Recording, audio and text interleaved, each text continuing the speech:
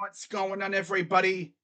Crazy Dog back with another Cleveland Guardians video for you guys.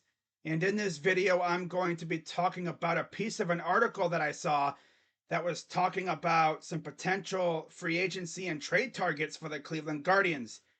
Now, some of the names that you're going to see are names that I've talked about before, and some are names that I've never even mentioned because I didn't think that we would even be looking to go after those guys. So, with that being said, let's take a look and see what names are in this little piece here. So, anyways, here's the little article piece that I was looking at. As you can see, the publisher of the article sorted out our targets by position. So, in terms of free agent targets, he listed Wilson Contreras, a guy that I have talked about quite a few times, but I think we might honestly be priced out of his range. I don't even think we'd be interested in him because if we were really interested in him, we would have traded for him. In fact, I believe we even did our homework on him too. Like we were legit about to trade for him, but then we thought, he doesn't really fit with our pitching staff. Honestly, I would love to bring in Wilson.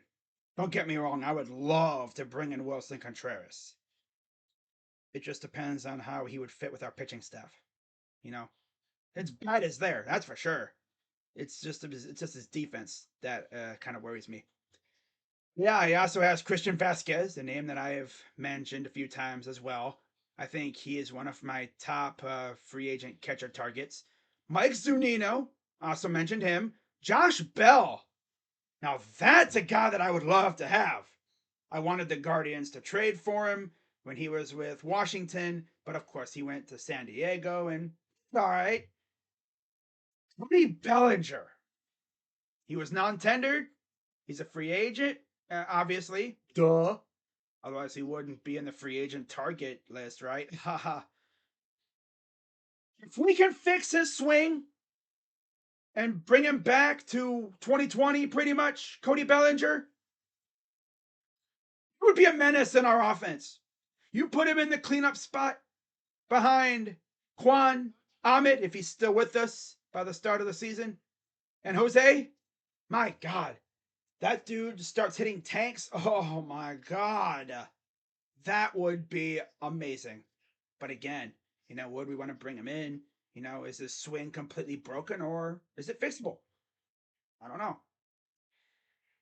And he also mentioned Jose Abreu, as well as Joey Gallo, JD Martinez, who is probably one of my top targets, as you guys may know, Mitch Haniger, Will Myers, Trey Mancini, and Brandon Drury. Now, the thing about Brandon Drury, as you may notice, he can play all over the infield. He doesn't have to strictly play first base. And he can also play outfield too. So we can move him all over the place if we needed to. you know. Now, obviously, if we did sign him, he would probably just play first base. Maybe he'd play second every once in a while. Maybe even shortstop. But yeah, he would never play third unless we're giving Jose a day off.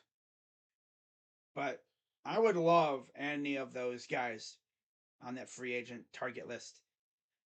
Now, when it comes to trade targets, he listed Sean Murphy, who is every Guardians fan's dream trade target, Gabriel Moreno and Alejandro Kirk from the Blue Jays, Luis Campusano. That's an interesting one. Brian Reynolds, again, another dream target for Guardians fans. Anthony Santander. Once upon a time, he was a Guardian. He was in our farm system, but we lost him in the Rule 5 draft. Adolis Garcia would be interesting. Dalton Varsho and Randy Arozarena. Okay. I think the most attainable guys on that list are like Sean Murphy, maybe Moreno. Campusano would be interesting. Santander would be nice. I don't know about Adolis Garcia. Varsho, I'm sure we could probably look at him. Randy Arozarena, I don't think we'd be able to get him. He would probably cost too much. Since the posting of this article, one of those free agent targets actually came off the board, as Jose Abreu actually signed yesterday with the Houston Astros I believe it was 3 years, $60 million, which is, I believe, the same amount of money that we gave Edwin. I think it was the same term too. Maybe I think it was like 3 or 4 years for Edwin. I think it was 3 years, 60 million, pretty much right around there. I know Edwin didn't last the entire contract with us, but still. Now, what's significant about Jose Abreu signing with the Astros is the fact that, according to one of our beat writers, Paul Hoynes, the Guardians actually offered him a 3-year deal.